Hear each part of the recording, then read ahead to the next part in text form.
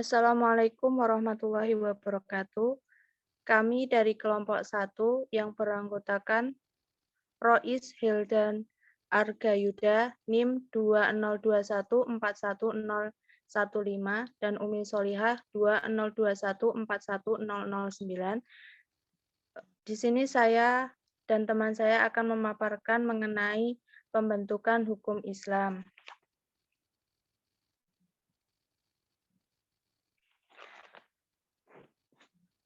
Di sini terdapat beberapa aspek, yaitu kondisi sosial, kultural, dan politik pra-Islam. Yang pertama adalah kondisi sosial.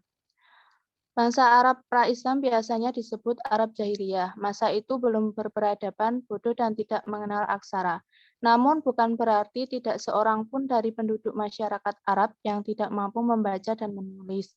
Karena beberapa orang sahabat Nabi diketahui sudah mampu membaca dan menulis.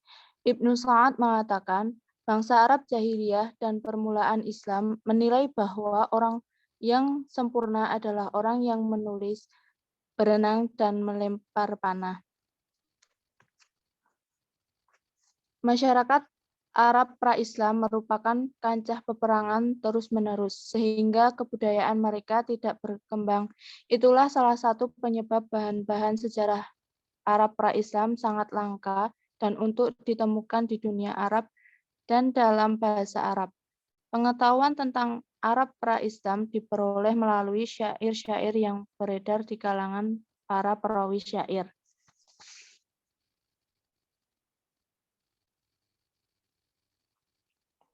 Kemudian, kulturasi. Peradaban Arab pra-Islam sering pula dikenal dengan nama era Jahiliyah atau kebodohan. Penamaan ini tidak murni dikarenakan kebodohan mereka dalam berbagai segi dan tidak berperadaban, namun karena ketiadaan pengetahuan mereka akan agama, tata cara kemasyarakatan, politik, dan pengetahuan tentang keesaan Allah. Adapun dari segi fisik, mereka dinilai lebih sempurna dibandingkan orang-orang Eropa dalam berbagai organ tubuh. Begitu pula dalam sisi pertanian dan perekonomian yang telah maju. Di samping faktor teologis tersebut, mereka memiliki beberapa karakteristik khusus yang semakin memperkuat kesan jahil atau bodoh pada mereka. Lebih jauh, Ignaz Goldziher, seorang orientalis asal Hongaria, bahwa kondisi masyarakat kala itu bukan hanya jahiliyah, namun juga barbarisme dan cenderung primitif. Pada Arab pra-Islam adalah kondisi dan kedudukan wanita yang dipandang sebelah mata, bahkan setengah manusia. Meskipun ditentukan beberapa kepala suku, wanita di Mekah, Madinah, Yaman, dan sebagainya. Namun jumlah mereka amat semakin sedikit. Di mata masyarakat, mereka wanita tidak ada harga dan tidak lebih berharga dari barang dagangan di pasar. Kemudian, politik. Sistem hidup mereka yang terdiri atas kabilah-kabilah tidak menafkan adanya pemerintahan pusat. Bentuk pemerintahan yang ada kala itu adalah oligarki atau pemerintahan oleh suatu kelompok atau beberapa orang yang bagi kekuasaan dalam bidang-bidang tertentu. Ada kabilah yang menangani masalah peribadahan dan yang bertugas menangani pertahanan juga perekonomian. Pusat pemerintahan kala itu adalah Dar al-Nadwa yang bertugas sebagai majelis syura dan berkedudukan di kota suci Mekah, di mana di dalamnya terdapat Ka'bah, bangunan suci bangsa Arab. Kemudian slide selanjutnya akan dijelaskan oleh Mas Rois. Assalamualaikum warahmatullahi wabarakatuh. Di sini saya akan menjelaskan tentang istijak Nabi Muhammad SAW. Istijak itu bermula dari kata yakni yaitu kata syahadah yang berarti kesulitan atau kesusahan. Dalam kata lain ini adalah sebuah kesimpulan. Kata istijak juga berasal dari kata yang berarti kemauan atau kesulitan. Kata ini memiliki derivasi yang sama dengan kata. Misalnya pada yang berarti mencurahkan kemampuan dan daya untuk menghilangkan segala kelemahan demi mencapai suatu tujuan tertentu. Jadi istijak ini adalah suatu kesimpulan dari pemahaman yang berkaitan dengan agama Islam. Jadi awal-awal hukum Islam ini istijak Nabi Muhammad SAW. Istijak menurut para ahli ada dua di sini. Nanti di proposal ada banyak sepertinya. Pertama menurut Al-Ghazali mengatakan bahwa istijak adalah mencurahkan segala kemampuan seseorang mujtahid dalam mencari sebuah ilmu dengan hukum syariat. Dan yang kedua menurut Quran dan hadis dalam sumber hukum Islam yang pasti dan diakui oleh seluruh umat Islam. Namun demikian, jika suatu masalah tidak ditemukan solusinya pada kedua nas tersebut, disinilah fungsi istijak itu bermain. Jadi apabila tidak ada di hukum Quran dan hadis, maka boleh kita beristijat. Tapi dengan kunci, yaitu tidak boleh menyimpang dari Quran dan hadis. Yang ketiga menurut Abu Syahra, mengatakan istihad adalah qiyas. Mengutip Imam Syafi'i yang mengatakan bahwa setiap persoalan pasti ada kepastian hukum dan umat Islam wajib melaksanakannya. Akan tetapi jika tidak ada ketentuan hukum yang pasti, maka harus dilakukan pendekatan yang pasti. Maka juga harus dicarikan pendekatan yang sah, yakni istihad. Pendapat tersebut menggambarkan peran akal dalam diri manusia untuk menentukan sebuah kesimpulan. Jadi istijak ini memikirkan bagaimana kita merumuskan hukum yang tidak ada di Quran dan hadis. Jadi kita menyimpulkan bagaimana hukum yang dibuat itu sesuai dengan kebutuhan pada waktu itu atau sekarang juga bisa. Asalkan tidak menyimpang dari syariat Islam. Berikutnya,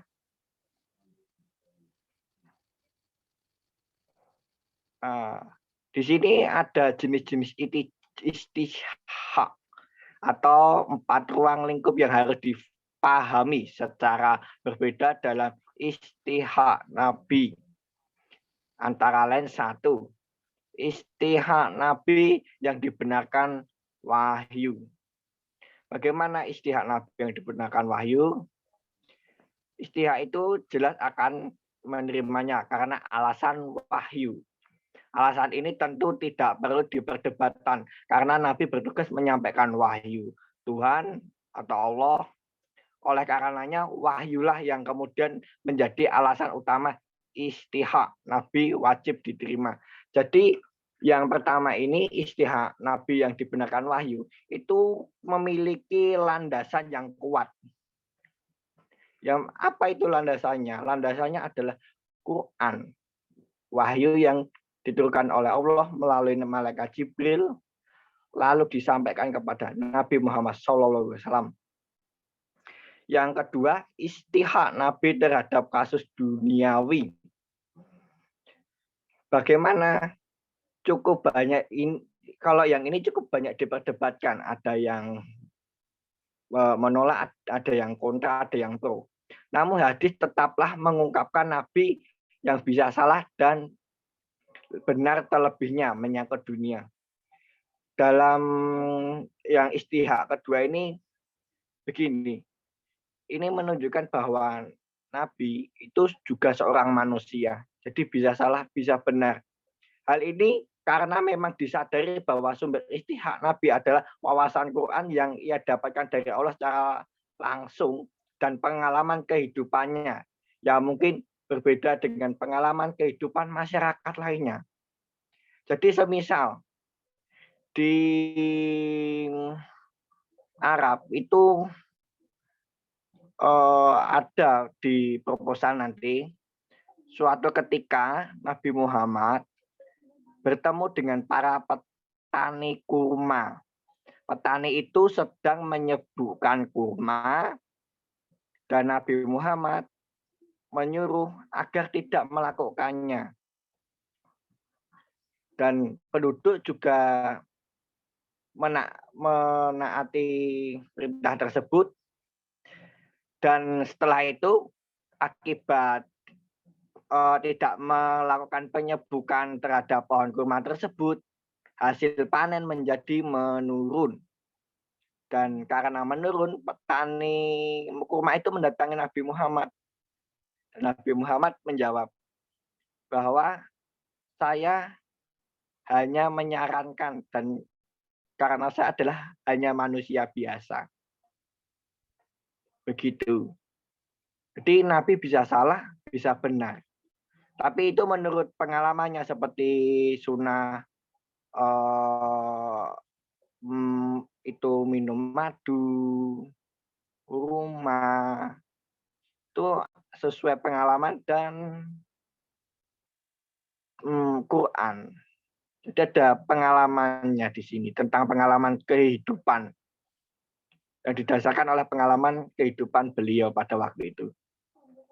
Yang ketiga, istihad Nabi terhadap hukum agama. Salah satu istihad Nabi yang dilakukan dalam hal ini adalah masalah menghajikan orang yang sudah meninggal sebagai disebut sebelumnya. Dalam hal ini Nabi beristihad dengan mengisahkan nazar dengan hutang yang harus dibayar. Jadi ini berkaitan dengan menyimpulkan hukum agar hukum itu mudah dipahami. Yang keempat, istihad Nabi sebagai nasihat dan model kesempurnaan istihad manusia. Bagaimana model istihad yang lain sering dilakukan Nabi adalah tentang nasihat. Tentu bisa dipahami bahwa Nabi adalah orang yang paling dekat dengan Allah. Karena patut kemudian para sahabat menjadikannya sandaran untuk bertanya bukan hanya masalah ibadah dan akidah, melainkan juga nasihat.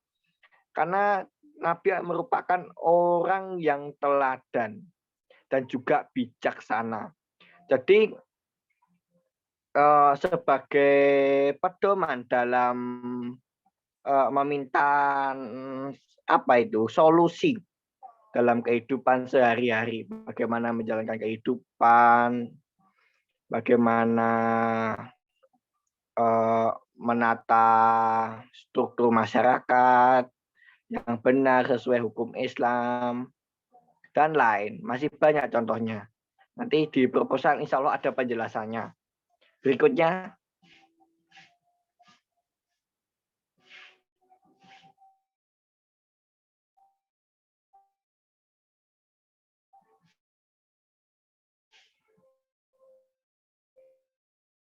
Nabi Shallallahu Alaihi Wasallam menjadi nabi.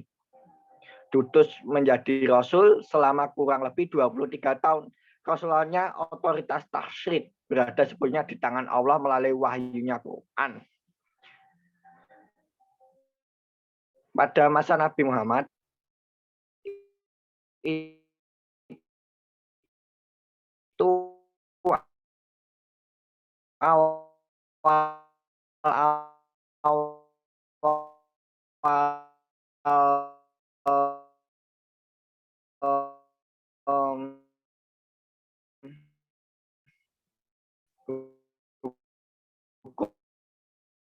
hukum Islam itu sudah sejak disebut Allah langsung menurunkan ayat Quran kepada Nabi Muhammad SAW.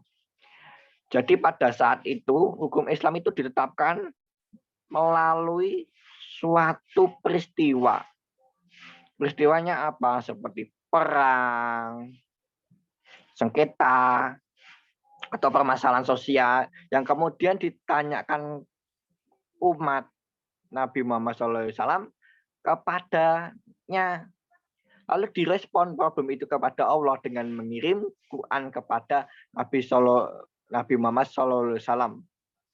Jadi langsung turun jawabannya. Jadi ada langsung penetapannya.